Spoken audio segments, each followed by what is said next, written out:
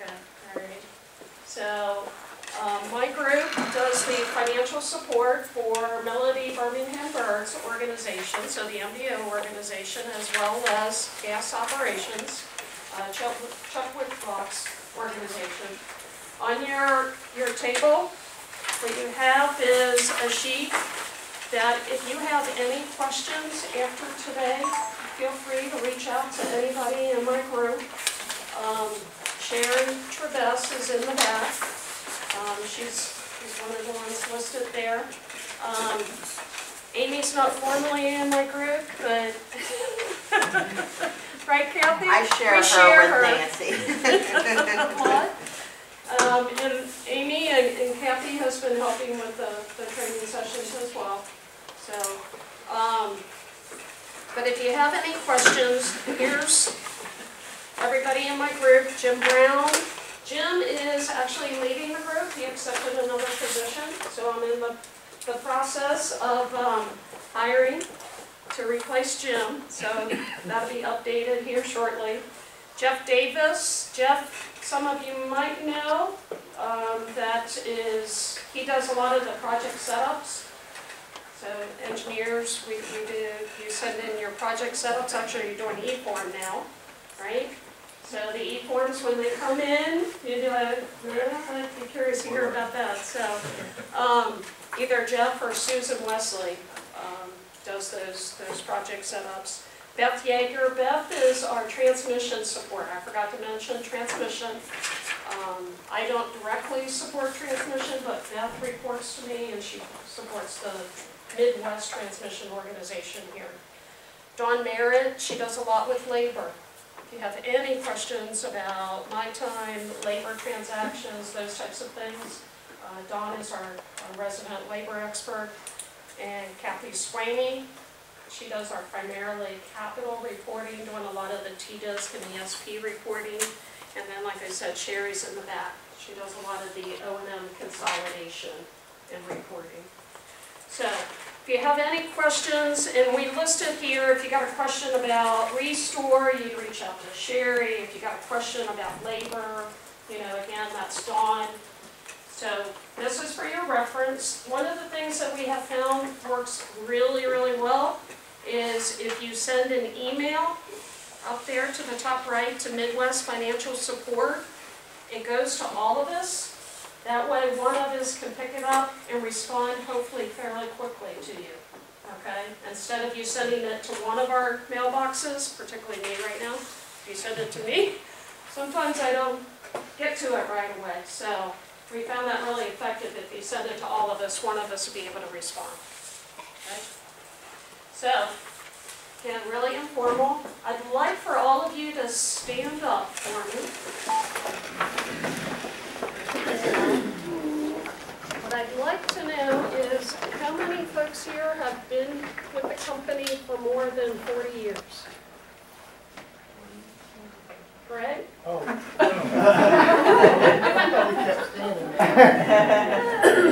How about 35?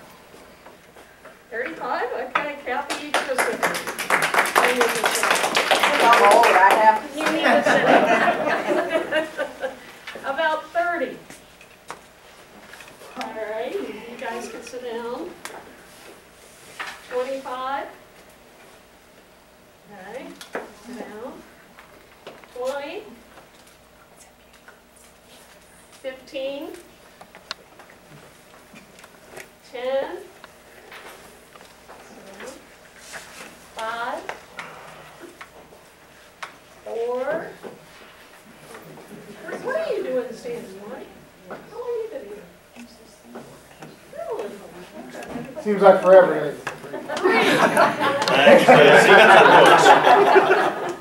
3, 2, 9 months? I said hi. 6 months? Oh, I think she ignored. 5 Yeah, months? she did. Like 4 months. There we go. All right. All right, we got a good mix. How many of you here enter a timesheet, fill out a timesheet, review a timesheet? WMS better raise it. Every single hand better be going up. All right. So I need a volunteer. And don't believe me, it's not hard, and if you want to bring somebody with you, that's fine too. You can buddy up. All right, so if you guys could, Jordan, if you put it up there, just put labor at the top and then put the name in the report. Okay. How many? Jordan, I may have to write on this, so.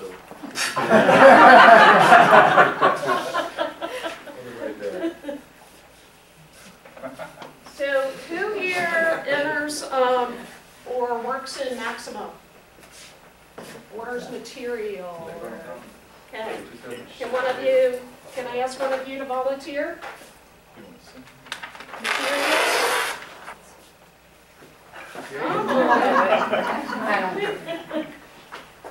What's your name? Nancy? Okay, so you're gonna write materials, all right? Jordan might need some help with it, How about contractor labor? Who works with contractor labor, contractor invoices? Got two of I them. know two people. Come on, Trav. You wanna work as a team? Feel free. Material. Material. Material, yeah. And we got contractor labor. And what I'm doing here is, and I'll ask you a question, is there any other systems that you would enter accounting type information in? Apps Online. Anybody here deal with Apps Online? What about bed management? I don't know if they're on the spot, but I'll be happy to help. You enter stuff in Apps Online, right? CTR. You know about Apps Online? No. No, I She says she enters the don't. I don't know what message. you're talking about. I would enter them in CTR. All right, come on. Everybody here sign this on? I have. Apps Online. What other system? Amy was drafted. How about employee expenses? You did that. Employee expenses? No. Oh, okay. How about employee expenses? I'll do employee Come on, Nancy, what's this? Which one am I missing? Oh, vehicles. Who here drives a vehicle? All right. Where are we going? Or has people that drive vehicles? You. Come on. Anybody drive a vehicle? Brett? Yes, ma'am. You drive a vehicle? Yes. All right, come on. I saw my sign-in sheet. Kathy will help me. There you go. Well, we have a couple new people that just walked through town. Kathy. What I'd like for you to do is thinking about, and we call these our financial feeder systems, where you're entering financial data. What type of financial information do you enter in these systems? An example would be like an operating unit, right? What other, when you think about a string of accounting, all of you work in Maximo, right? We're going to talk a lot about Maximo examples today. You know how you have that GL string in Maximo on the plans tab? That's, when I say accounting information, that's an example of those, that information you see in those strings. What do you typically enter into those systems? Project ID. Activity. Gonna So put right, them in right there? on your Business unit.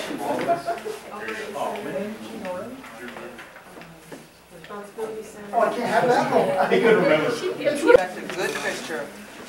You have 5 hours. All right, so like I said, what this represents is basically what we call our financial feeder systems. It's basically, it's a system that's feeding data into what we call our financial hub. And for us on the financial side, that's where we go grab the data to create our financial statements or do our financial reporting at the end of every month.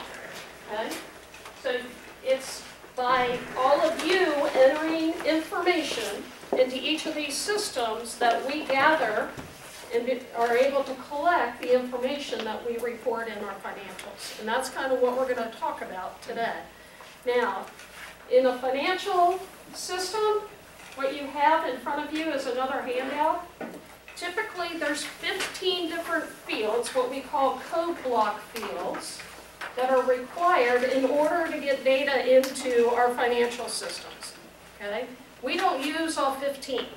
Behind the scenes, in the second bullet there, it says that we have everything. It's a period year affiliate allocation pool. You don't have to worry about those. Okay? What you see at the bottom of this sheet is the string of accounting that you all see in Maximo.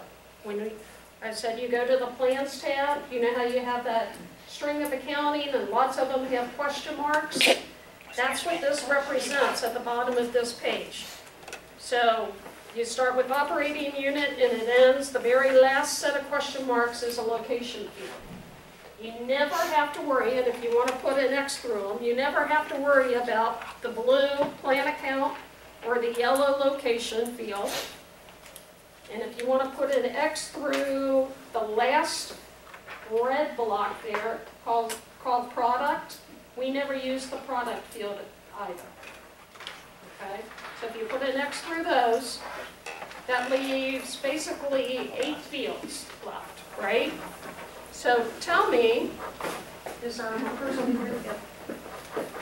Based on the information that you guys all entered here, what's common across all of those? Operating unit. What else? Responsibility center.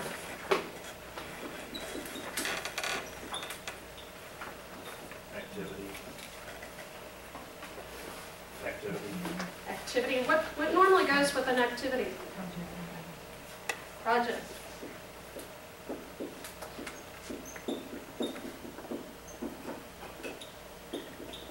Is there anything else that's common across all this?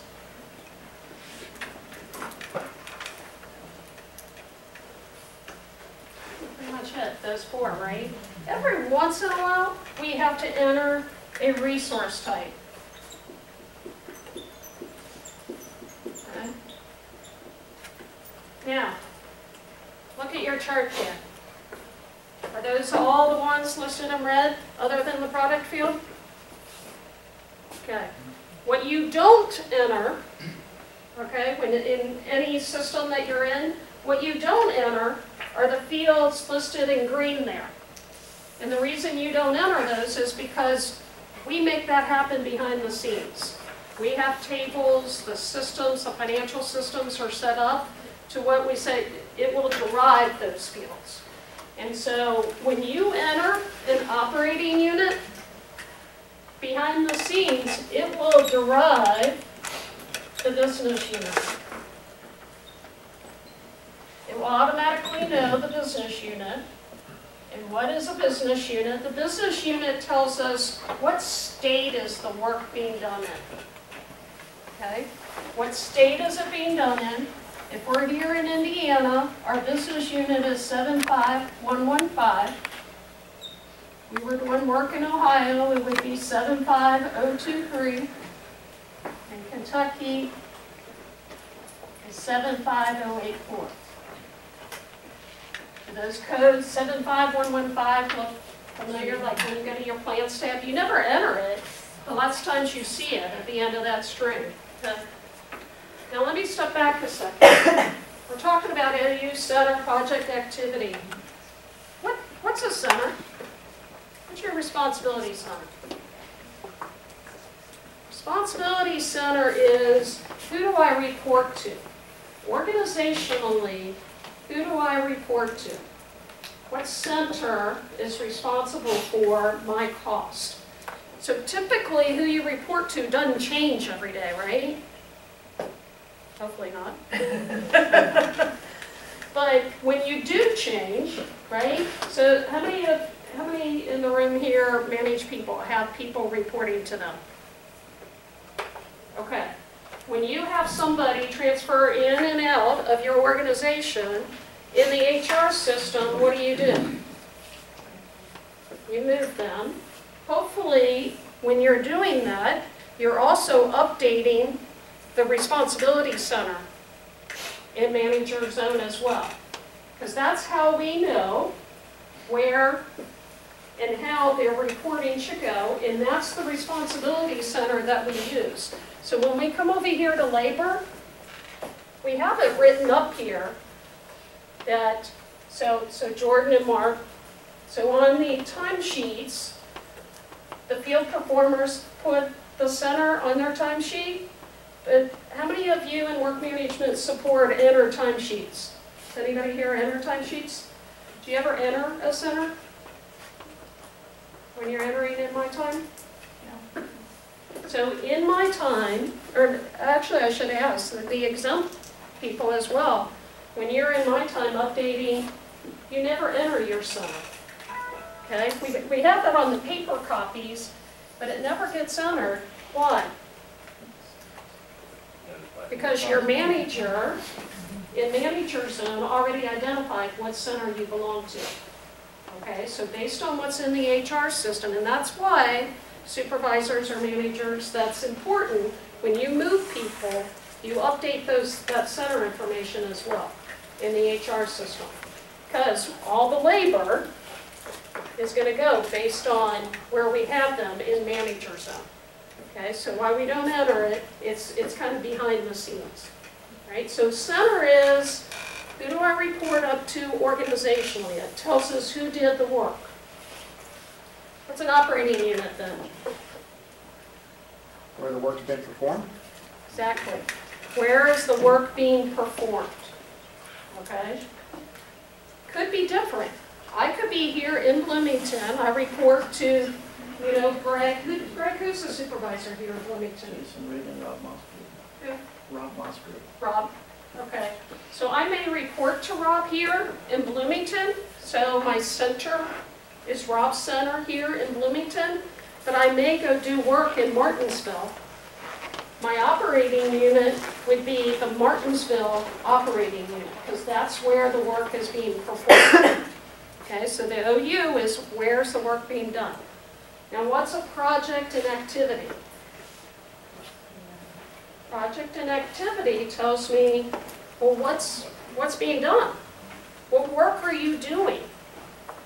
Okay, so the project activity, that's why we have O&M and we have capital type projects and activities. So the project and activity tells me the work that's being done, and when you enter that project and activity, it's going to derive, what are the two other green fields besides business unit? Process, right? And it's going to derive what we call our GL account.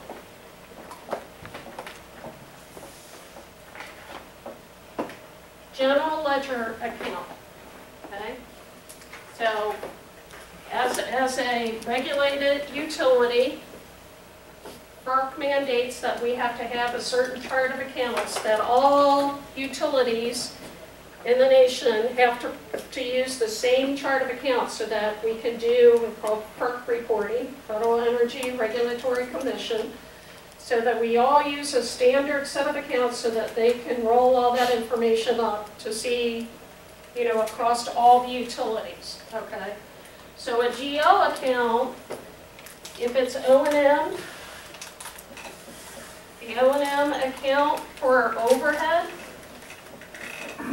work is $593, and for underground work is a $594. Now if I'm doing capital work, okay,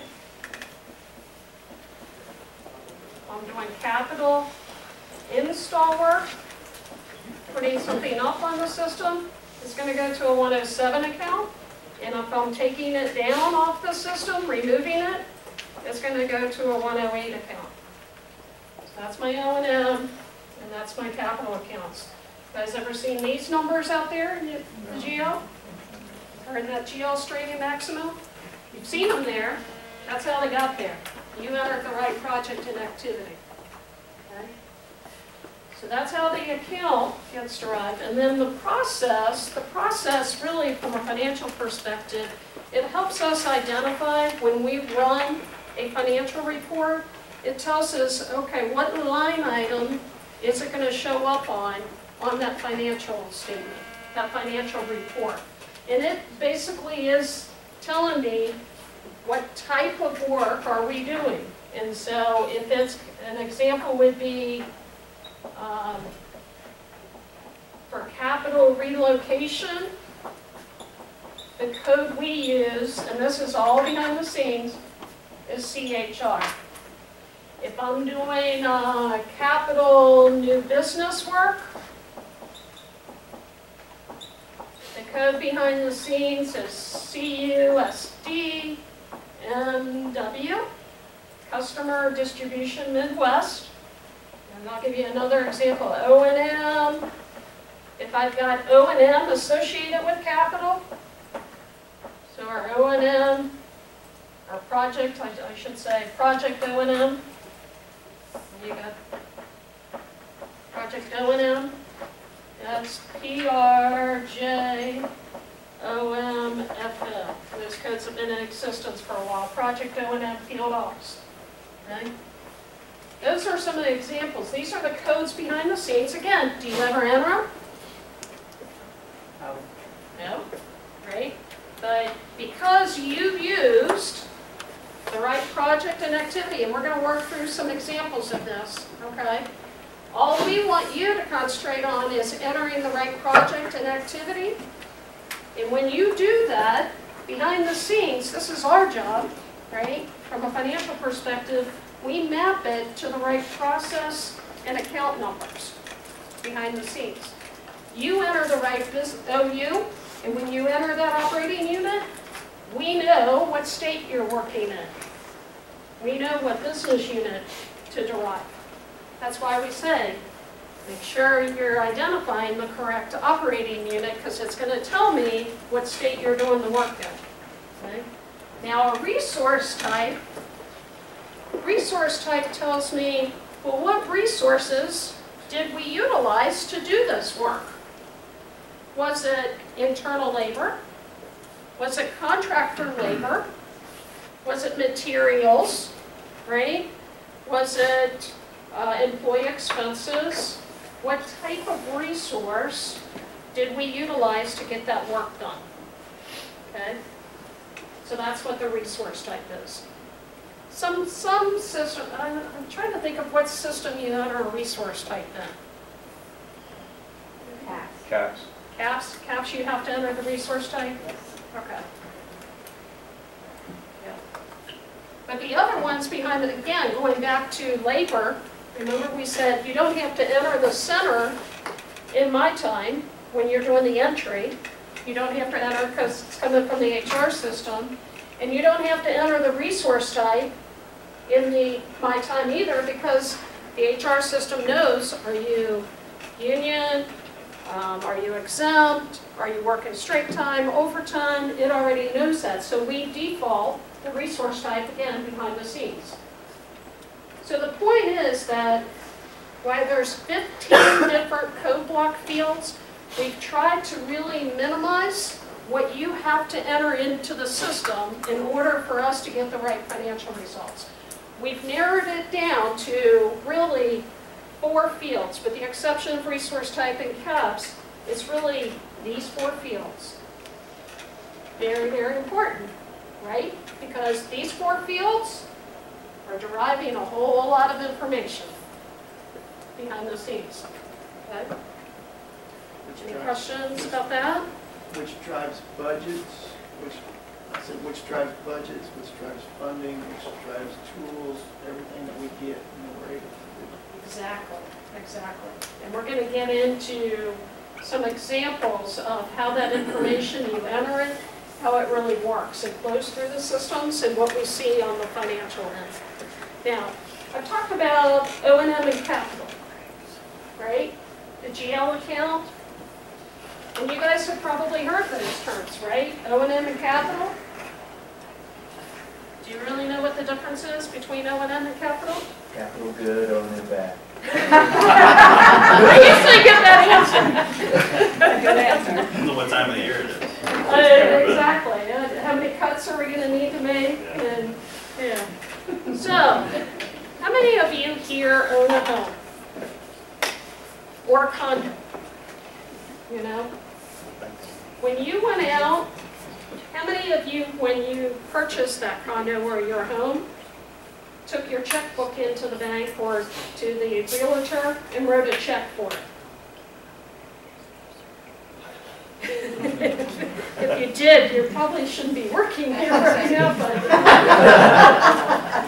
but okay, so we don't do that, right? We go into the bank and we have to finance our house, right? We've got an asset that we want to invest in, and we go into the bank and ask for a loan, right? And we typically shop around for the lowest rates to get that loan, right? We want the best interest rate possible. So what do we have to do in order to get the lower interest rates? We shop around, but what's important? What are the banks looking for? Good credit rating, right? So it's the exact same concept here at work. We have a lot of assets. Similar to our house, we have a lot of assets here at work that we put up on our system day in and day out, right? We don't, as a company, just have an open checkbook to go just write a check for all that. We have to go out and finance all of those assets that you guys are designing and building and planning. We have to go out and finance that as a company. So it's the same exact concept. And as a company, we need to have a good reputation, right? For those for us to get the lowest possible finances.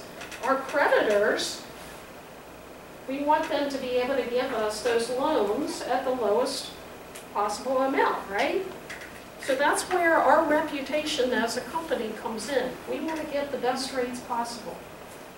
And that's where Glenn Good and Steve Young, a couple of years ago, you notice we got downgraded. You guys remember that? Why did Lynn work so hard to get our reputation back up to speed so that our credit rating could get increased again? It's money. We have to pay more, right? If our creditors feel that it's a risk to invest in us and give us money for credit, it's more money to us. We have to pay our higher finance charges, just like we do at home. And so that's the same concept. Now, what do we do when we purchase our home? What do we do on a monthly basis then? We have to pay it back, right? We have to make installment loans. And so we do open up our checkbook at that point in time, right? So we open up our checkbook and we write that check to the finance company. And what's coming out of that? We're paying principal, right? And we got to pay interest, finance charges on that. Same concept, right? The company is paying back our creditors, and we pay it back, and we also have to pay finance charges on top of it, but it's coming out of the checkbook, right? That checkbook you think of as equivalent, that's our O&M, okay? It's coming out of our checkbook, and it's hitting our earnings per share. So we talk about all of us in the room, right, have our corporate goals. We all need to hit the earnings per share. And what is it for this year? Is that what our target is? 455 to 465. 465 is our target. So the range is 455, 475. Our target's 465. That 465 is being driven by what do we take out of that checkbook. We only have so much in the checkbook, right? So like you at home, you got to write that house payment. What else are you writing? Got to pay for your utilities. Got to pay Duke Energy, right? Got to pay for your water. Once you pay for all those expenses, right? What do you have left? And what do you do with that? You have to make a decision. How am I going to spend that money that I have left after I pay for all that stuff? Am I going to go on vacation? Am I going to save up to go on vacation? Am I going to buy some new paint to fix the house up? You know, so you're making those decisions around what do I do with that money that's left over? Same concept, right? The company only has so much money to spend on a yearly basis in order for us to hit that 465 target. So, you know, we have to make decisions. We gotta pay for what we financed, right? So we got finance charges, we got all our loan payments that we gotta make. We got operations and maintenance expenses, so those assets that we put up. So what are our assets here at the company? Capital units. Capital, it's what we call our units of property, right? So what's some examples of our units of property? Poles, that's the big one, right? Poles, cutouts, transformers, arresters, wire, if it's a span of wire, right? So we every day are designing and constructing and building, right? And putting all these assets on the system. And once they're up, what do we do every year? Maintain them. We go out and we inspect them every year, right? To make sure that they're still good. So that inspection it's an operating. We have to maintain it. So we go out and we inspect them. If we find something wrong, we got to fix it. Now if we fix it and we take down an old unit of property and we put a new one up, we're putting a new asset up, so we're able to capitalize that. If we're not, if we're just going out and fixing a down guy, right, that's O&M. So that's the difference between the capital and O&M. Am I putting an asset in? It's the same as us in our household expenses. We're going out and buying a house, and we have to finance it, or is it coming directly out of my checkbook? I'm writing that water, bill, the utility bills. That's the O&M side of it. Does that make sense? So that's kind of the O&M versus the capital. All right. So with that, I need a couple more volunteers. Actually, just one for right now.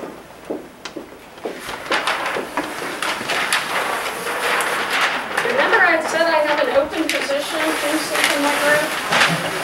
I have an open position. I need somebody to come work in my group for me. I'm gonna go add something to my list. Go ahead. You got it, Rick? No, go, you go. My other's going. All right, so Mike, thank you. You're going to be the power plant expert. Okay. All right, so you want to put that up. And what you're responsible for is when if anybody here wants to enter a project and activity, you need to make sure that it's valid. And remember, what happens when folks enter a project and activity? It drives. Process. It drives process and account, and that just doesn't happen by itself. It happens because now Mike is responsible for We're all in trouble. because Mike maintains a table that does that. Okay? It's in Power Plan. It is called, we set all of our projects up in our system called Power Plan. Okay? I call it Power Plan now. I should start saying that, Power Plan. All right? And these projects and activities that you set up, Mike, they're only valid in a certain state. You're making it so that a project and activity, when they charge it, it would only be valid in a certain state. Okay, so let's work an example. So I'm going to need you to grab the red pen there. All right, so if we have a highway relocation job that we're gonna do in Indiana, what typically is the project ID that we charge for highway relocation? RELVIN. Exactly. So, RELVIN, you're gonna need to make sure that that gets set up, Mike. So the business unit, what's the business unit for Indiana? 75115. All right, yep, 75115. yep. And the project, Nancy said, was RELVIN. And if we're doing construction, install work, our activity is I. Just one, aye. Yep. And so, Mike, behind the scenes, right? Whenever they enter that project and activity, what process are you going to want to have it drive to for relocation work? CHR. And when they charge that project and activity, what account are you going to want it to derive? Capital install. Capital install, so 107000. Now let's say we're going to have O&M, right, associated with highway relocation work. So, what has changed? We need to talk about this a second, so hang out with me, Mike, okay? All right. So, when we have O&M associated with a capital project, up until the end of March, on our specifics, what did we charge? We charged that capital project with activity X, right? Starting, let's just say it started April 1. All blanket projects, capital blanket projects, if you have O&M associated with those capital blankets, we're going to use activity X as well. So any O&M associated with the capital project, whether it's a specific or a blanket, you would charge activity X. So what did we commonly use in the past? Doprojon. Doprojon, you're not using anymore. So any O&M associated with a capital project, you're going to use that capital project in activity X. You no longer use Doprojon. And in cases where you were underground, the DU projon. You're not using those two anymore. Okay? So Mike, on our blanket here, we're going to want to get it set up in Indiana, right? Same. Our business unit for Indiana, 75115. It's same project. And our activity is for O&M, X. So, when they enter RELDIN X, what process are you going to want it to derive to? Project O&M, ERJ, OMFO. Yeah. Again, none of you are doing this, right? We're getting this set up so that we're going to work an example here of when you're in Maximo and enter some information. You're going to kind of understand how all this works. Okay, so this is all behind the scenes that Mike's doing right now. So ERJ, and then what account number, Mike? O&M. It's O&M. My overhead or underground? Let's say overhead. Okay. 593.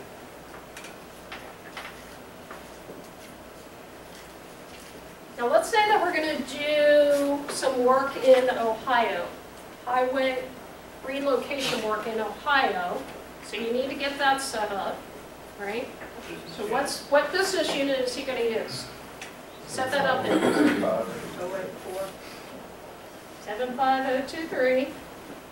What's the highway relocation work? What project ID do you think it is in Ohio?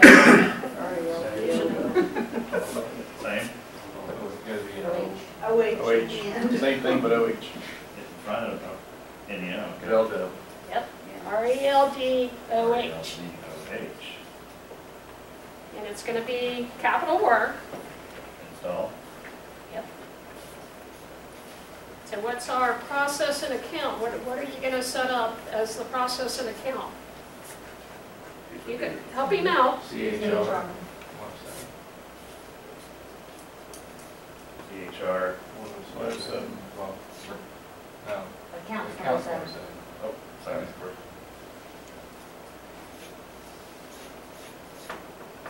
There you go. All right. Now, you have. Stressing me out to say no. I'm just kidding. You know, volunteer here. No, you're good, you're good. You only have a couple more. So what happens, designers in the room, when you have a project that goes over 50,000? I don't know, I guess. What'd you do? You break it up? So,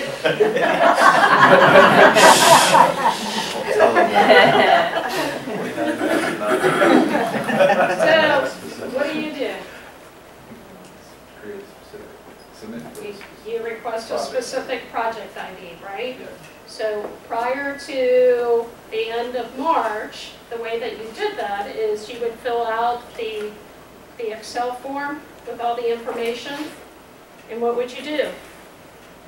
Send it in to Mike, right? You send it in to Mike, and Mike, you would go into Power Plant and establish that project ID.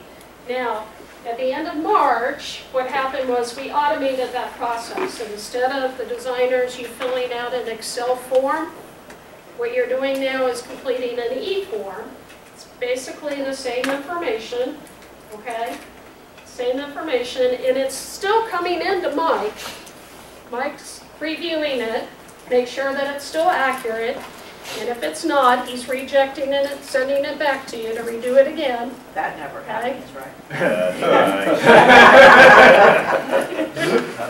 And then it goes on to Power Plant, so you don't have to manually set it up, okay? It's automatically doing that. Now, the difference is, and on the CNM side, everybody, what you need to note with this is that our project IDs used to be system generated. So when Mike went into Power Plant, it would system generate the next number for us, okay? So we would have, and we're going to still use that as our example today, G9840, it's going to be our example. But today, with the new e-form, all of our project IDs are going to be standardized, okay? So the project IDs are all going to be 9 digits long. The first digit of the project ID is the state code.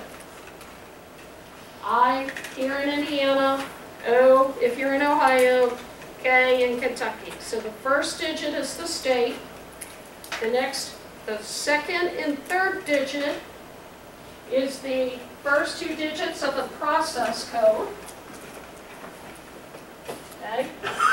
It indicates the process, so that's why any designers in here from engineering, that's why it's important on the form, it asks for the process ID to be used.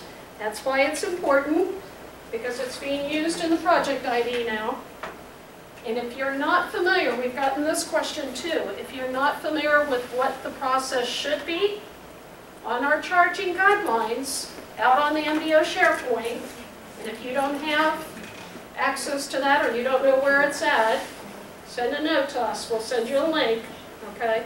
But out on the SharePoint is a complete list of all the projects and activities and the definitions, and it has listed next to every project activity what the process field is. Okay, so if you need to use that as a reference, that exists there. So in the example, if you were doing a highway relocation, you would have install, remove, and O&M for transfer. It's not changing that project. It still would be ICH, 6 digits of the maximum number. Okay, I just wanted to make sure, because the project for the X would change the... You would have the, yeah, what you're saying is if it has capital and O&M, it would have these two, but it uses the capital process ID. Okay, so they have ICH, and then the last 6 digits is the last 6 digits of your maximum work order number. Okay? So that's important. So like Greg, you know, the field, when they're entering and they start getting, you know, work packets, they're going to see differences in the project IDs. Okay? It's no longer going to be the G and 4 numbers. Okay? So, but to Amy's point, what she's saying is, and we didn't really go through this, sorry, the activity, so you got your project, the activities we use are I, R, E, and X, right? So if you're doing capital, install work, R for you're doing capital removals, E, engineering, and X is O&M. Okay. So we only use these on capital, and X is our O&M.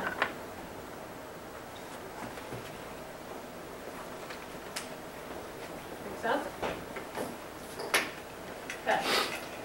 So, Mike, back to what we were saying.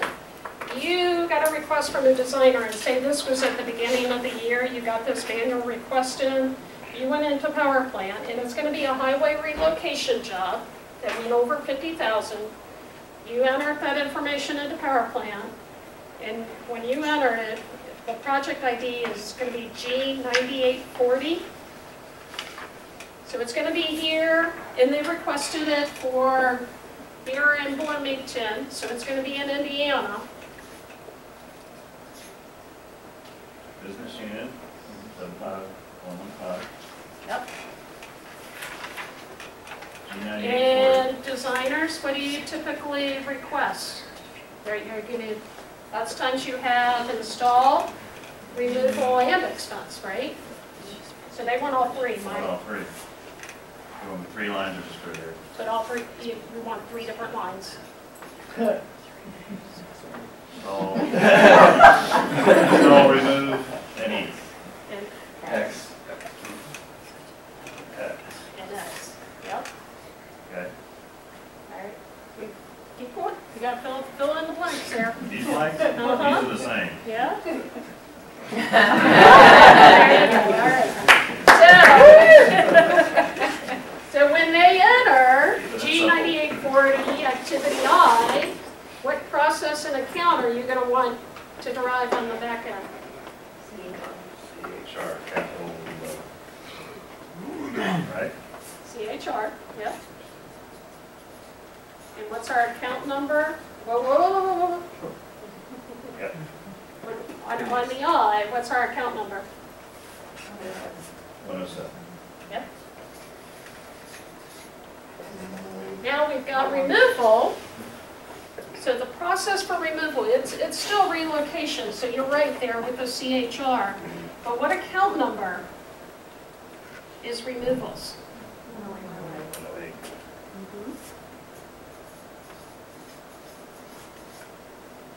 And then we've got activity X. So what's our process ID for activity X? PRJ. Project O&M.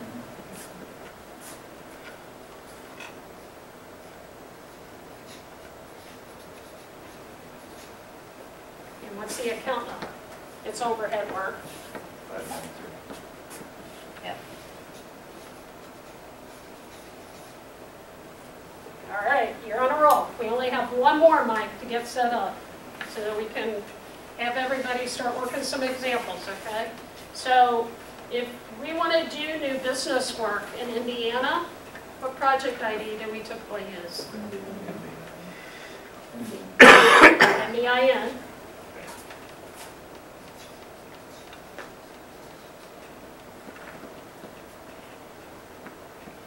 Help him out. It's either a Monday or a Friday, it's raining. Capital.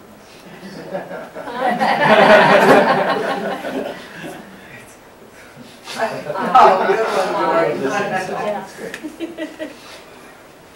I didn't hear that. You're having too many meetings. Do what? You're having too many meetings. System slow. So, when they enter the project and activity, what do we want the process to drive to? New business, CUSD. Yep. CUSD, MW. And then what account is it? Capital install. 107. Yep. Thank you, Mark. We're taking applications. You're moving to finance. All right, I need some more help. We're all in trouble. I need some more help. I need another volunteer to help me out here. Maybe Mike should pick the next one. Huh? Maybe Mike should pick the next one. There we go. Jack, get up there, buddy. It's the man in black. That's right, appropriate. Johnny Cash. There you go. All right, Jack. You still work in my group too, but what you're responsible for is maintaining some tables in Maximo, okay? Oh, my favorite. And so how many of, all of you are in Maximo, right? How many is not in Maximo? Ever goes into Maximo? Pretty much, I think everybody. Okay, so have you ever, when you go into the main work order screen, and we're going to get to this, have you guys ever seen the work type and subtype that you enter?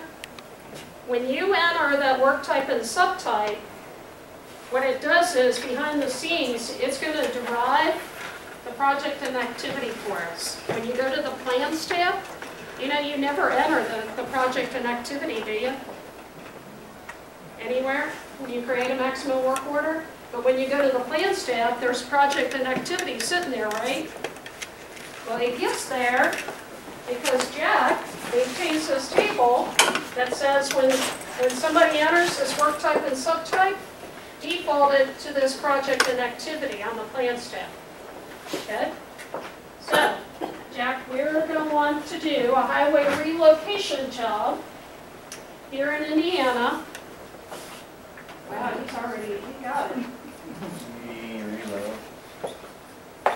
Yeah, And then, is it highway, HWY? it is, it's highway. Yes, for Oh, all that. yeah.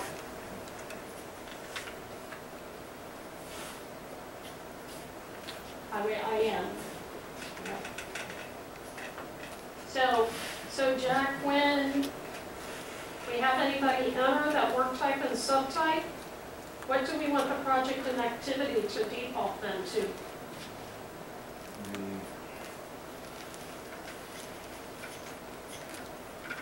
The LDIN, Yep, and then the activity I. activity I. Yep. All right. Good. So the next one, let's say we're going to do a highway relocation job in Ohio. We're going to have to do Still one in PDU. Ohio.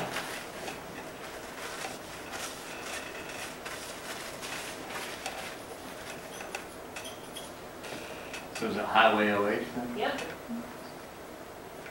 Next one. And so if somebody enters that work type subtype, what do we want the project and activity to default to?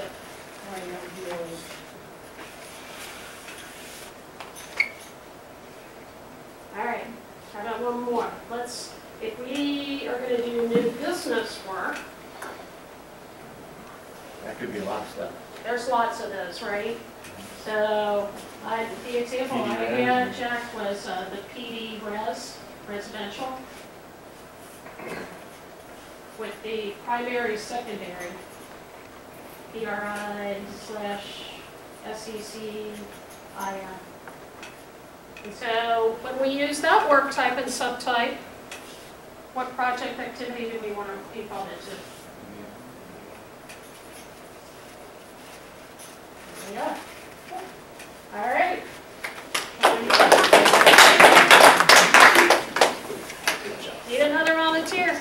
that? Jack picked the volunteer. Yeah? Who do you want to volunteer? It would be expanding, I think. What's your name? Brandon? All right, Brandon. Here, you can put that up there. So Brandon, you're also responsible for, you work in my group too? Sure. All right. And what happens when you enter an operating unit in Maximo on the work order enter screen? What happens? It automatically defaults to center. You never enter the center, do you? Typically, if you enter the operating unit, it will automatically populate the center. And that's because Brandon maintains this table here so that it'll do that for you. And so what we need to get set up, Brandon, is if we're going to do work here in Bloomington, what's our operating unit that we use here in Bloomington? Is it the OU for Bloomington? B742. And so when we enter that operating unit, Brandon, we want it to automatically default to the center here at Bloomington. And so the center at Bloomington is S450. So if you could just write over there, the Bloomington, so we know that. So let's say we need to do some work in Martinsville. Anybody know the OU from Martinsville? here. Huh? There's nobody from Martinsville here. I'm sorry, can you pick it up?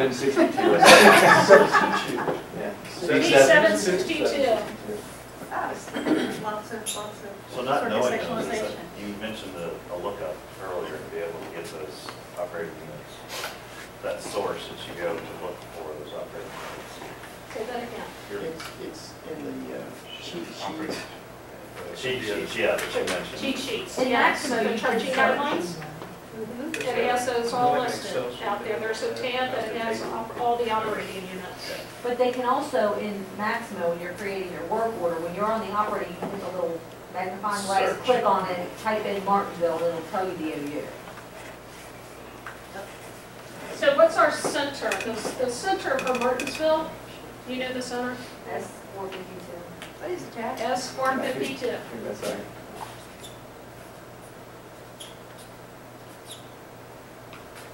What's one that you want to use? Use Brandon's, Bloomfield. What's that one, Brandon?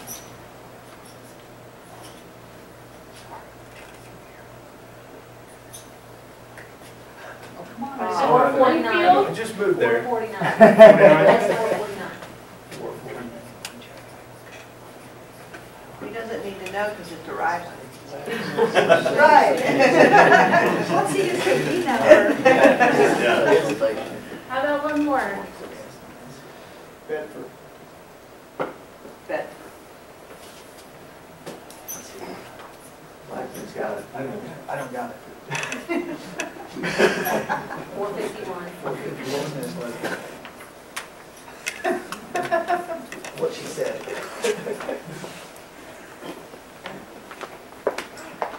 All right, that's good.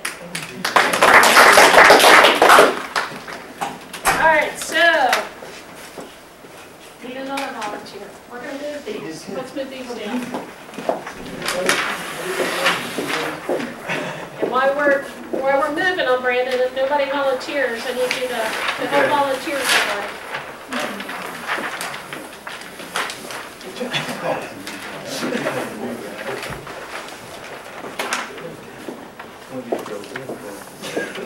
Who you got, Brandon? I think the other one's not. Is Heather?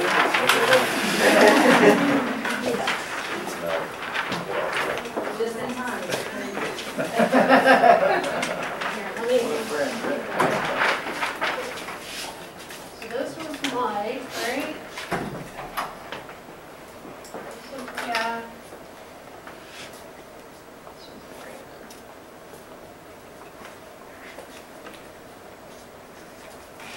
Who we got? Heather? All right, Heather. Heather, you're going to be our designer for the day. Okay? Okay. Alright. So Heather's our designer, and now we're in Maximo. So all this stuff was done ahead of time. This is all set up ahead of time. My group kind of had it set up, alright? Now Heather, you're in Maximo on the work order header string. Okay. And we're going to want to do a highway relocation job here in Bloomington. Okay, so help her out if you don't know, but if you did. So what work type and subtype are we going to enter for a highway relocation job here in Bloomington? So it would be the PD.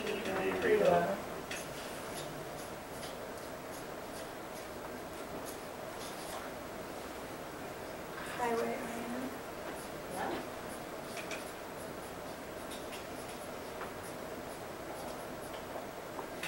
And our operating unit here for Bloomington is, and then what happened? So Heather, you entered that, and then what happened? Cab. Center automatically populated because Brandon did that for her, right? Right. So that'll automatically populate to S450. Alright, so we got that. That's what you've entered on the main work order header. Now, these 4 fields on the main work order header is all you need in order to derive the correct accounting that's going to show up on the plans tab. And that's where we're going to go next. Okay? So I need a volunteer. There you go. I've already been up. Helping her with sheets. No. I'm passing the baton. Go ahead, Corey.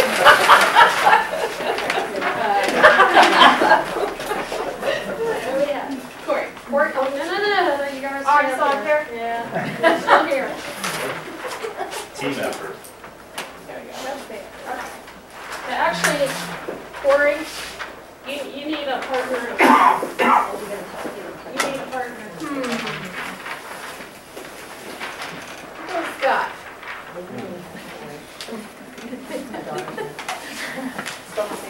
Yes, really? Yeah.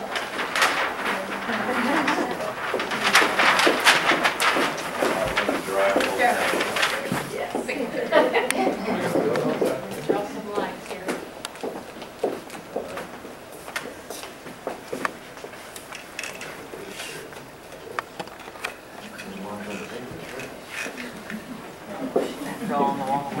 Yeah.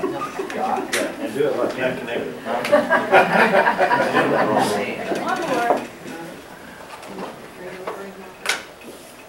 All right. So, Corey, you can go first. So, Scott, one second. Okay. So Heather has entered, this information will be here on the work order header. And now what we're going to do, we flipped over to the plans tab, right? In the plans tab, that's what we got here, right? These fields here. And so Corey, what happens, when you first go to the plans tab, you haven't hit approved yet, okay? Because you're going to go to the plans tab and do that accounting before you ever hit approve, right? What is populated when we go to the plans tab? So what we're going to do is start first with the OU, right? So the OU, she entered was Bloomington, the B742, right? Center. The resource type always defaults to 69,100. 69,100 is contractor labor, okay? And why does it default to 69,100? Because if you go down to the bottom of the maximum work orders and at the bottom for each task, there's tabs down there for labor. There's one for labor, material, services, and tools. We never use tools. Duke doesn't use the tools tab, okay? The labor, remember the labor? In the labor system, we said the resource type we never have to enter because we know who you are in the HR system. So we never have to worry about the resource type for labor. The material that we use on the job, if you call for any material, we built some rules into Maximo to automatically, behind the scenes, change that resource type to 21,000, which is the resource type for material. So we built those rules to change everything for the materials. So the only thing that's left would be the services tab. Okay? And services would typically be contractors. So that's why we defaulted to the 69,100. It also, there's an interface with the CTR where it derives what we have there too. So we want that 69. So that's why it defaults to 69,100. So the next field, Corey, is process. We don't have anything in process yet, right? Right. But the project activity, based on the work type subtype that was entered, remember back here, Jack? He set that up for us so that when you entered that work type subtype, it defaulted to that project, right? So you're going to, it defaults to REIVIN, activity I. Can you put a big X through product? Remember, we don't use product, that's why that X is there. And then, do you have anything for account BU? No. No. Right? So, Heather, you entered this, right? When we first go to the plans tab, that's what we see, right? We validate it, we check our accounting, and then what do we do? When we're all done, we hit the approve, right? So what happens when we hit approve? Scott, that's where you come in. Okay? When we approve the work order, now it's going to populate our process account in business unit. Heather, how much do we want to do this for? About 30,000? That sounds good. Okay. 40. 30,000. Less than We're keeping it under 50. 49999. Yep. All right, so Scott, the first thing that it does in the validations, it will first look to see what business unit that we're doing this work in. And how do we get to our business unit? Based on the operating unit that was used, right? So the operating unit was here in Bloomington, it was in Indiana. So our business unit is going to populate. Over here, 75115. Yep. All right, now then it says, okay, for this project and activity in that business unit, did Mike set that up? Is it valid? Can you guys all see this? I need to move this? Okay. Is it valid over here? Yep. Where's it at? 7515 is what you're. Yep. 107 So what's it going to derive? process. So what are you going to fill in for the process and account? CHR 107,000. Yeah. That's the CHR.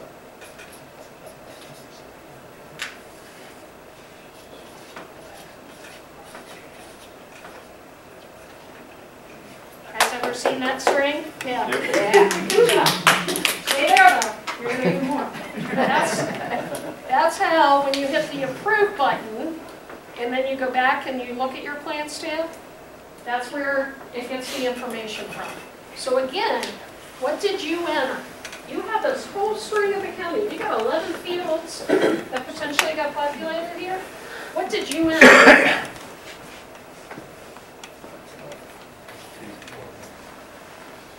Right?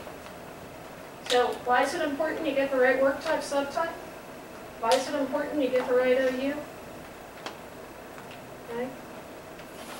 So that's why we try to default as much as possible and do a lot of the stuff behind the scenes. But when you use this, we want to make sure you get the right information, and then we want you to look at that string of accounting to make sure it's right. Okay? Let's say, Heather, that you're new, right? And instead of putting highway IN, you put highway OH. You're thinking OH stood for overhead instead of Ohio. So kind of draw a line through there. and put OH there. Corey, can you, if she would have typed this in, what would have happened over there? What would you see on the plan tab? Write that on the second line.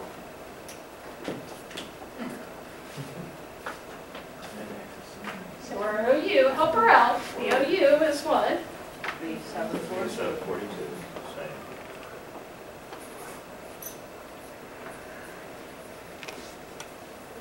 Center still has 450, right? Resource will stay, that's default. See 9,100, yeah. So what project activity? So remember, we gotta go look at our work type, subtype, right? RELO, highway OH, it's gonna derive RELDOH, yep, activity up, okay? And it's for 30, can you write 30,000 over there for me? Okay, so Scott. Yep, it's still in Indiana. I thought it was a. No. I thought you put No, a the business unit gets derived from the operating unit. Operating unit is Bloomington, right? Operating unit's Bloomington, so 75115. All Okay. right, let's come over here. Mike.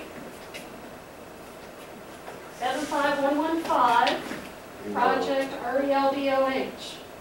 OH. Correct. Process. That's right. Right? CHR. That's right. Let's go under.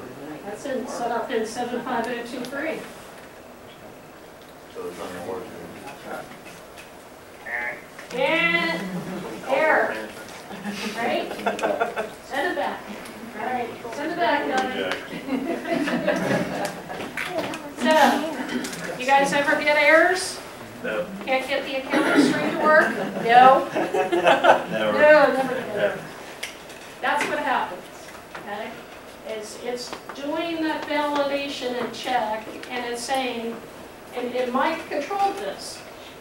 He had the control because he said, all right, don't use that project in Indiana. So by him not setting it up in 75115, it didn't allow that to go through the system. Okay? Is it time for a break? Yes, yes, she's gonna tell you. Okay. So now we've got Blake and Jake, or Jake, sorry. Blake and Jack up here. Blake is responsible for reporting out our capital financial reports to Melanie at the end of the month. And Jack, you're responsible for reporting out the O&M financials to Melanie at the end of the month, okay? So remember, all this data that we entered into all those feeder systems in the month, it all went into the financial hub, right? And this is what we get at the end of the month, is our financial. We got a capital report, financial report, and we got O&M reports, okay? So, my question is, so before we get in, O&M and capital, we know based on the account number that shows. So if you use an O&M account, it's going to show up on O&M. If you use a capital account, it's going to show up on the capital reports.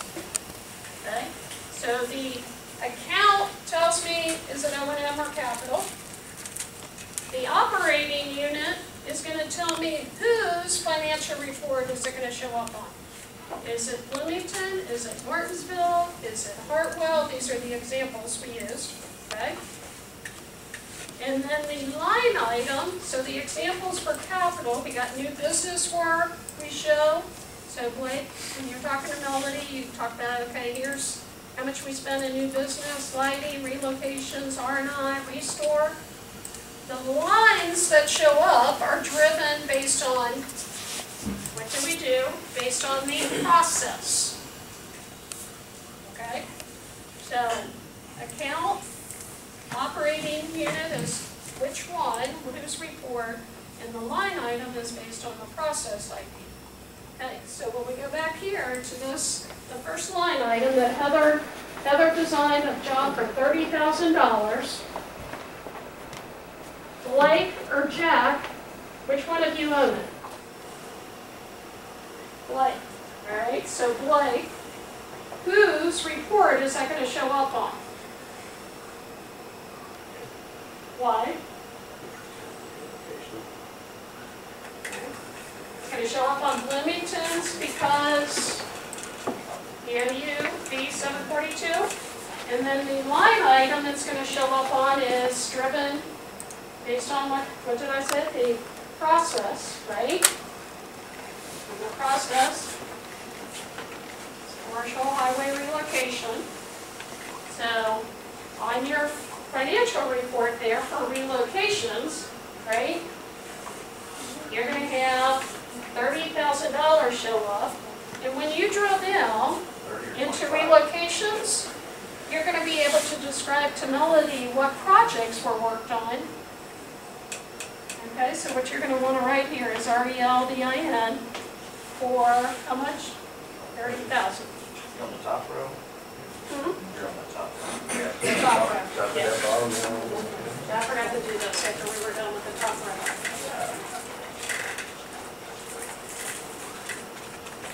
All right. So then we're going to move to, and I should have kept this at 30,000. I rewrote the top line. Keep it at 30,000. And these are all very simplified examples, okay? And again, we're talking about Maximo, what we would do in Maximo, but this exact same concepts that we're going to learn today, you would apply to in any system. Okay, so whether you're in Maximo, whether you're in employee expenses, doesn't matter where, the same thing, same concepts apply. Okay, so Heather, you've approved this work order, okay, and it derived this, okay, but you realize all the work that I'm going to do, it's not capital, it's really O&M. Okay, so you're going to go into your string of accounting, and what are you going to do? What are you going to change? Change activity to X. Right, so you're going to go in, zero it out, right? And what do you guys do when you do that? Whenever you go back, it's got question marks in this. This is a common question that we get. Do I have to put 5 question marks back in there? Do I have to have 1 question mark? How many question marks do I need to put in there when I'm going back and updating accounting? The answer is you can put as many as you want. I put 1. 1 will work as long as you put a question mark and you want X, because you know what X is. Okay. But what you're going to do, Heather, is, and this is if you don't learn anything out of today, I want you to learn this. What do we typically always want you to be worried about entering? What fields? Review, center, project, and activity, right? We never want you to enter what? Process, account, and BU.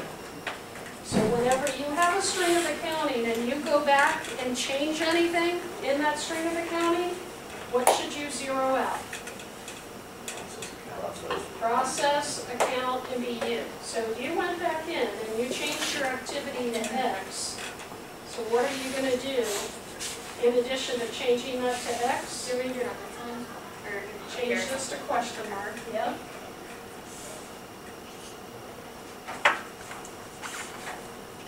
Have to go in and make those changes. Say that again? Change the activity. The only thing you do is change the activity. You need to go in and change those or delete them. You need to always zero them out. You don't touch them. Right? You don't want to try to type something in there. I want you to zero them out because Zero what's going to them out, happen? you need just like put a The question question mark. mark, yes. The question Put the mark. question mark in, right? And then you go to approve it, put the X in there. So you change your activity to X, right? And so Scott, Heather just approved this now. do your thing. You're gonna rederive, right? So what's the first thing we did? The business unit? Do I do We're it? gonna Want me to do just it type now? over it, yeah. So what's our business unit? Still in Indiana, right? We're still in Indiana, right? So it'll be this It's right our here. operating unit is Bloomington, so you're gonna have 7515, yeah. All right, so then, let's come over here. What did Mike do for us?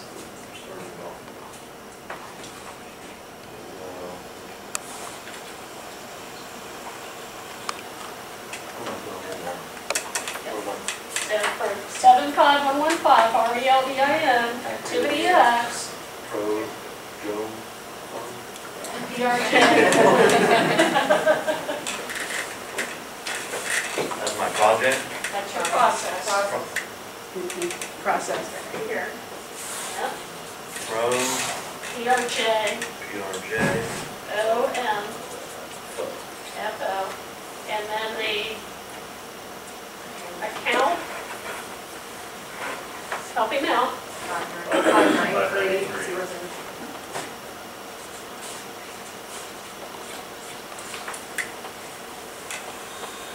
Okay.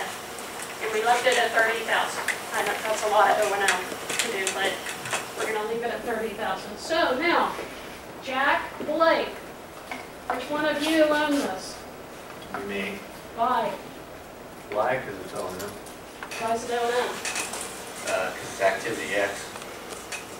Which derives, so it's O&M because we have an O&M account, okay? But it's indirectly, X is O&M. So it's O&M, whose O&M report is it gonna show up on? Still Bloomington, Why? because that's where it is. Operating units the same. Okay, in which line item? So is it project O&M? Because why? Because it's a project. It's the process was project O&M. Okay, so it's gonna show up under project O&M, and when we drill down, when you're explaining the melody, all the dollars going into project O&M, you wanna be able to give her kinda, here's all the different types of projects, right? So if you write RELVIN under project O&M for 30,000. Make sense? Guys see that? So it's not the, still the project. So let's talk it through. So, what's fuzzy? My mind was just still in the, Okay, Go so for this, John. we'll talk it through. This, she changed it to O&M, yeah, right? activity X. Activity X. And we rederived it based on this business unit and this project and activity. Remember Mike? Right. Remember Mike? We all remember Mike, right? He set that up so that, and that's why I wanted Heather to zero this out, this and this, right? I got it now. I was having a flashback to the old Phil Projon.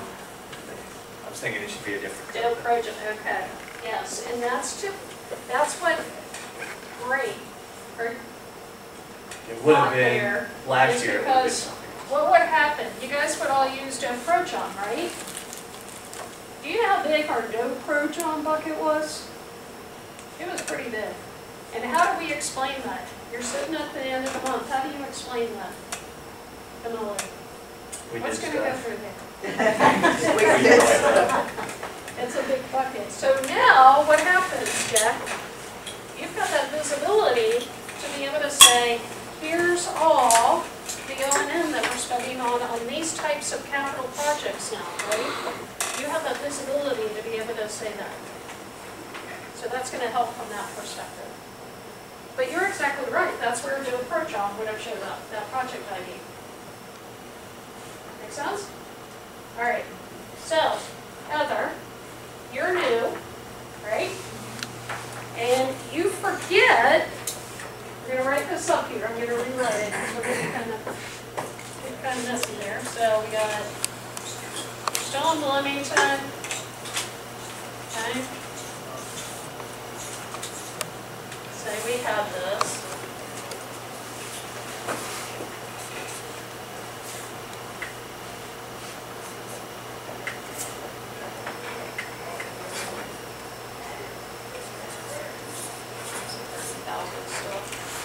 Can I borrow the green real quick?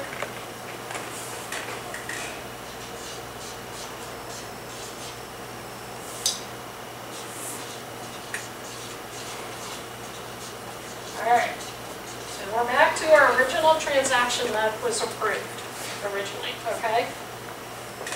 So, Heather, you go in and you're gonna change it to O&M this time, okay? So let's change it, it's gonna be all O&M. So what do? Budget activity X. And you're gonna put a question mark there, right? You put a question mark there. Whoop. But you're new. Oh, okay. And you forgot. Okay. You forgot to zero out the process. Okay? Does that ever happen? In March world, it never happened. Never happens, right, Mark? Okay. Well, let's pretend that this happens. Then what's going to happen? So Scott, let's come in. So she's hit approve again. And we're going to go revalidate. So the first thing we do is look at the business unit. The business unit is derived from the what? Operating unit. We're still in Bloomington, so the business unit's going to be what?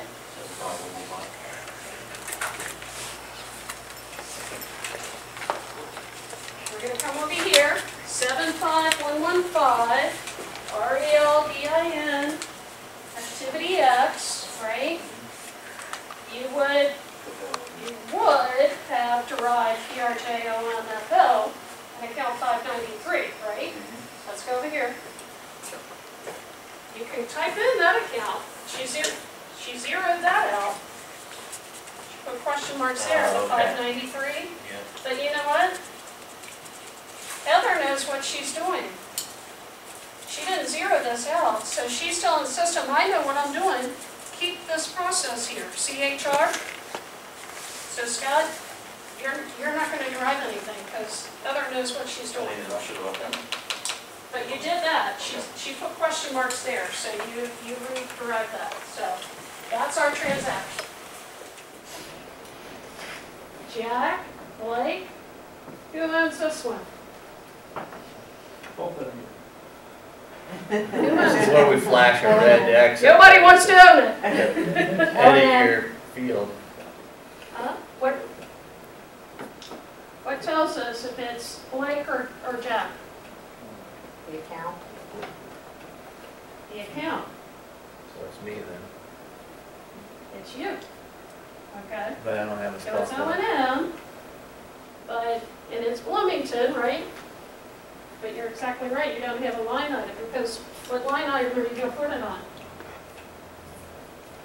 It's relocation. Relocation is typically capital, so you're going to have to write down here in other, right? You're going to write other. Other Dash than relocation, or actually write relocation. Now that Under other line's gotta relocation, be what project explained to does Melanie. he? Do what? The other line's gotta be explained to Melanie. So under relocation, you got what project? RELDIN for 30,000? You're exactly right. Jack, how are you going to explain that to Melody?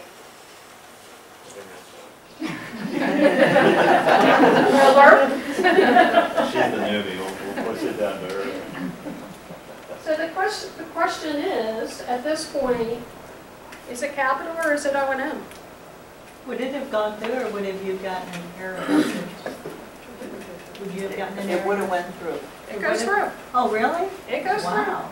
I mean, it's a valid process ID. And Heather knows what she's doing.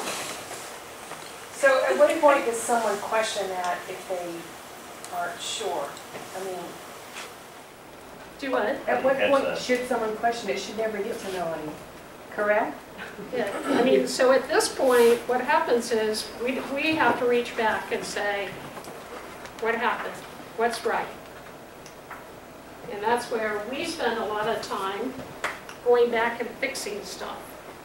That's where you spend a lot of time, Jack, fixing that, because you don't want to have to sit in front of Melody and say, is it capital or is it O&M? It's showing up on relocation. It's saying we did relocation work, not project O&M work. We did relocation work, and relocation work is capital.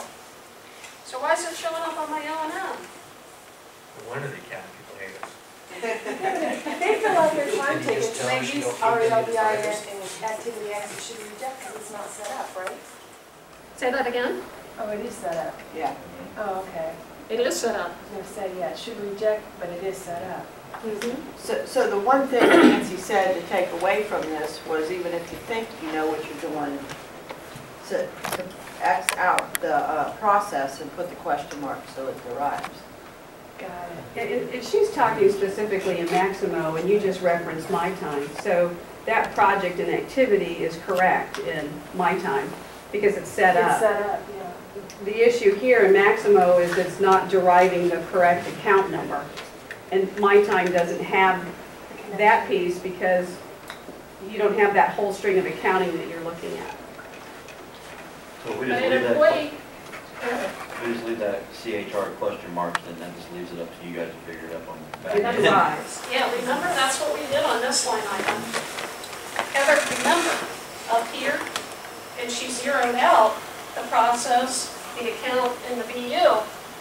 But the only difference down here, she forgot to put the question mark in for the process, right? But look what it did for our financials. Although 99.99% of the time, the designer's never ever been That's monkey right, with that. because typically you never see this until you approve the work order, right? And it's when you approve the work order after you've validated your accounting that it would derive on this. So, but there's times where you go back and you say, oh, wait a minute, I forgot something, or the accounting's wrong, and you ask to get the work order unapproved, and you go to the plans tab, that's where you want to zero this out. Always, always, always zero out the process account and BU. If you ever go back and you have that full screen, zero it out. We're talking about Maximo employee expenses. We see it a lot in employee expenses. If you go into your default GL account stream and you update for a project and activity, zero out the process, the account, actually I can't zero the BU. It asks for a PC BU, you have to keep that in there. At least you know what BU to put in there now, right? But in any of the systems, if you come across that, you always want to zero it out.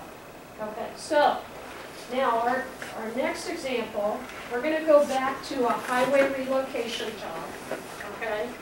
And the highway relocation, and can you change that back to a IN, whatever, we're going to do this in Bloomington. But this time, Heather, we're going to do a job that's $200,000.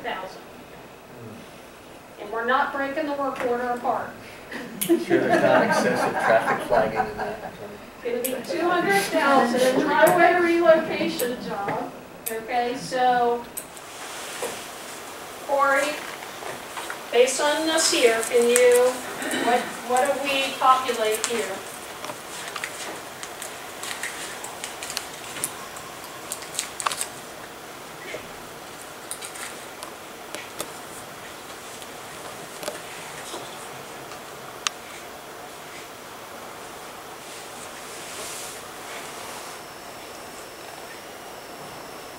And where'd you get RELDIN? Where'd that come from? Where'd that come from? Yep, it's on the work type subtype, right? So PDREL highway IN. That's why she's populating the project activity, right?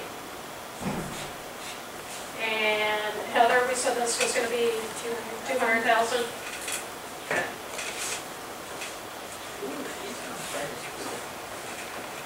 All right, now what's gonna happen? Get a specific, Hmm? get a specific. You have to do an excruciating form. You're gonna fill out the E-form and request a specific project ID, right? So let's assume we did that. It came into Mike, and he set it up, right? He set up G9840. So then what happens? Or really Heather, right? So Heather, what are you gonna do? Change that project to G9840. Alright. And you did this before you hit approve, right? So designers, just let me stress when you do that, don't just change it on your job packet. Go into Emacs and change the project from the blanket to the project. We see a lot of jobs where everything's changed on the paperwork or in the job folder, but nobody went into Emacs and put that specific project in there. So Heather's gone in, she's updated it to G9840, and then you hit approve, right? You're ready to go. She hit approve. Scott? Let's use a different color. Can you use green? There you go. All right. Do your thing. What business unit? What business unit are we going to derive? So the 742. Okay. So it's right there. So down on your business unit. Oh, I'm sorry. Yep. All right. And Scott, let's come over here. I'm going to set this up for you, all right? 75115, G9840, activity I. What are you going to populate for the process and account?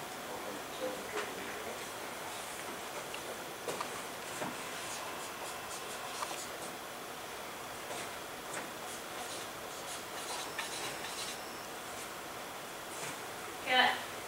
Jack? Blake? Which one of you on this one? Why? It's in his GL. Count number, right? Which was derived because you used the activity I, right? So Jill, still in Bloomington, what line item is going to show up in there? Relocation, because it's process CHR, right? Relocation. And then you're going to have this project for 200,000. So now, Blake, you have the ability, your credibility, and we're over budget in relocations. Now you got the ability, or we're under budget, right? Typical capital, we're under budget right now. And then you have the ability to drill down and see all the projects that are driving those variances, right? Okay. That makes sense? So what Kathy was saying, what she alluded to was, let's say, Heather, you're new, right? And you forgot to come in here and override this. What just happened, right? Let's pretend that that happened.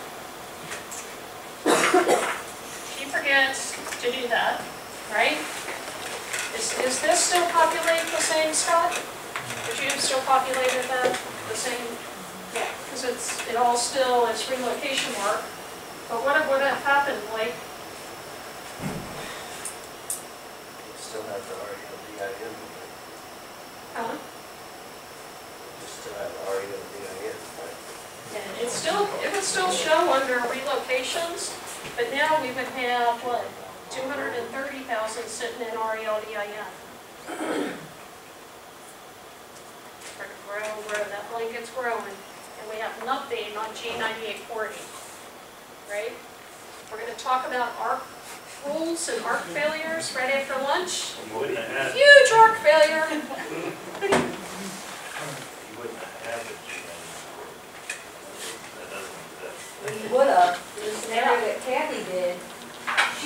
change Maximo. So all the material goes to RELDIN, and this happens. I can promise you this happens. But she fixed her prints and she fixed her packets. So it goes to C&M. They charge their labor and everything else, or the contractor specialist, to G9840. So on the back end, when work management gets the packet in to close out, they run the material report for G9840, and we're like, there's no material. Although, The scenario I was throwing out though is that nobody went and got the specific. Yeah. Right. That's another, so yeah. now But that, even G98 may exist. In that scenario, it didn't exist. So you don't know that that relocation RLDIN is what we're allocated by one project. That's correct. and there wouldn't be any red flags on the labor side either, because now it's all gonna drive from the EMAX number. So contractor, Eventually, Mike, I'm gonna find you. I'm gonna know if based on the work orders, when I go to look at the work orders and how much those are written for, and if they're not pointing to specifics, we'll know where we're not creating those specifics. Based on the account. Yes. but I can run a list, here's the EMAX work order numbers and how much is in that estimate, Right. and then I can see the project ID that was used on that work order. You just crushed like several devious plans. What specific? but in that scenario, all the contractor invoices, all the designer time and labor, everything else was charged to that specific. And then WMS gets it, and then what takes 2 or 3 weeks to figure out, it would take 5 minutes on the front. What is, Or on the front end, you can change both of them, the guys still charge all their time to the regular project. Yeah. So that's why CNM, we have them sitting in the room sometimes. yeah, Thank you for being here. what is the $50,000 threshold magic line? Why is it 50,000 and not 500,000? Why is it 50,000? Great question. So and we are working with Asset County right now to possibly raise the limits for some of our projects. But that 50,000 rule is because we've got IRS tax guidelines that we need to follow, and we're able to get some tax incentives for repair projects that require us to track those dollars for anything over 50,000. So it's kind of part of our IRS tax guidance that limit is there, but it's only on certain types of projects. So for like new business work, as an example, we're looking at raising that limit above 50. But I keep saying it every time I say this, I'm hopeful that it's going to be very, very soon. And we are working with Asset County to make that happen. I do see it in the near future, us raising those limits for certain types of projects, like new business. But even if they up the limit, which I'm a big fan of, blankets go through the same, they have to be unitized too. So just moving everything to blanket accounting doesn't fix this.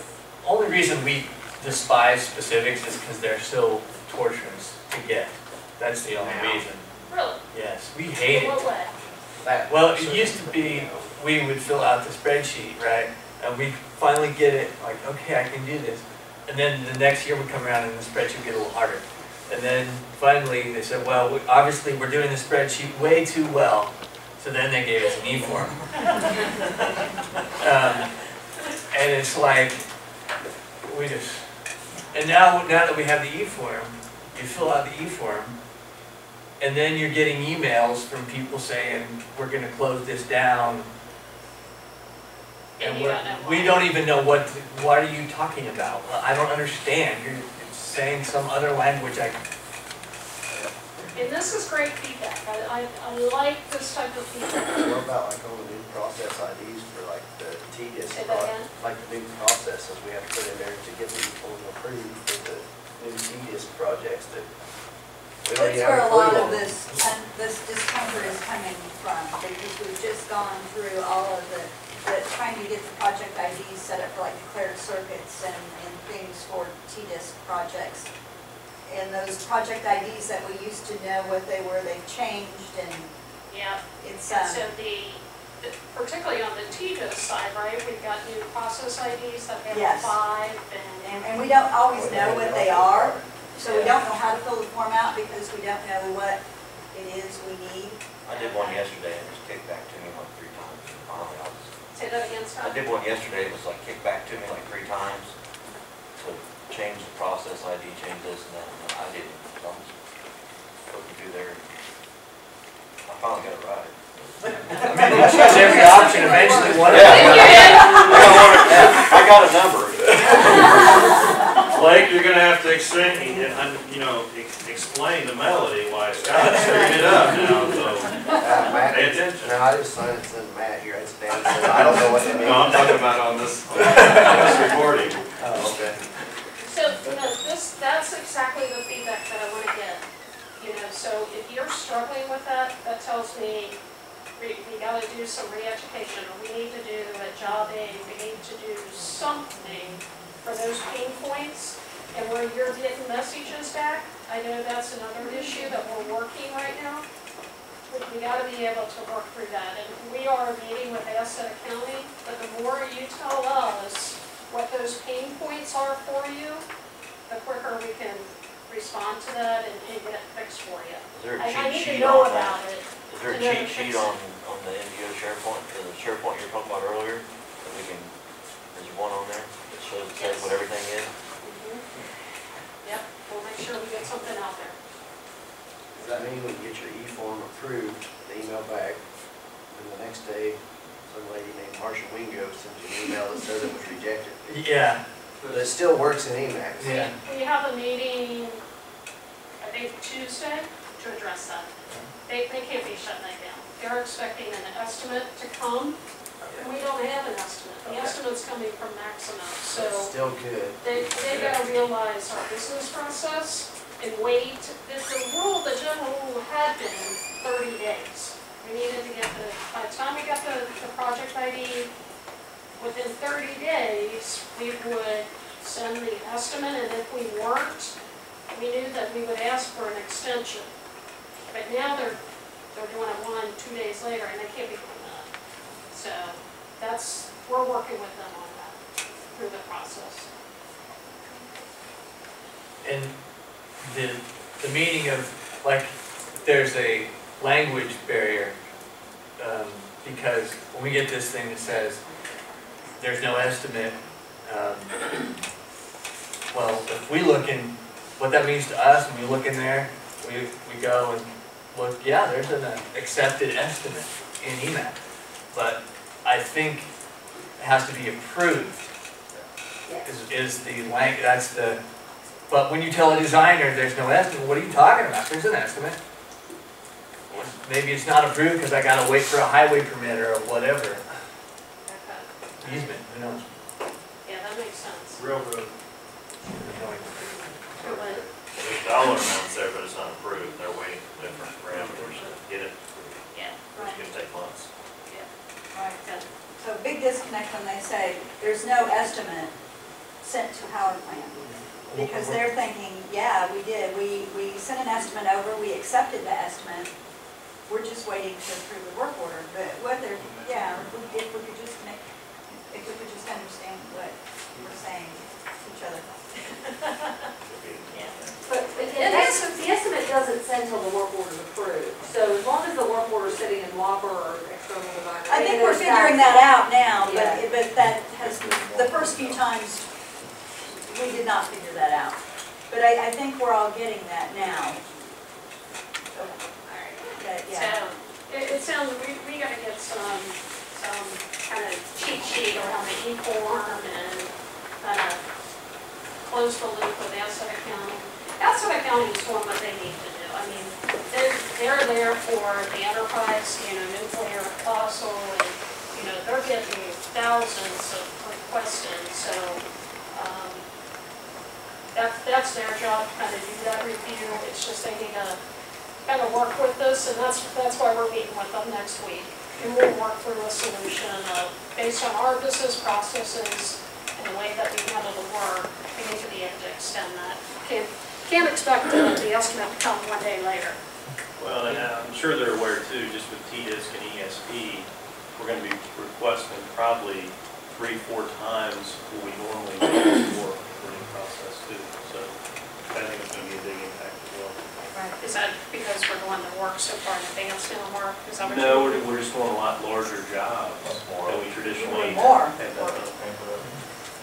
More work we need to do. Can you explain that power plan itself, what like Marshall, what is she doing in power plan? How does the E-form and this project set up, how do they communicate together?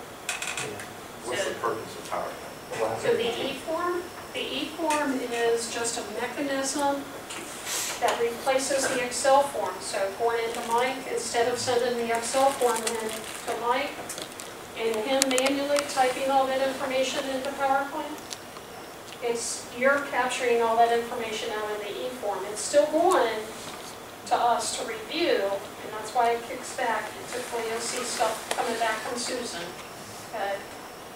We'll kick it back if there's anything that we see, but once we review it, then it's automatically getting set up in PowerPoint for us and generating that new project ID. Nancy, So it's making it valid through the system.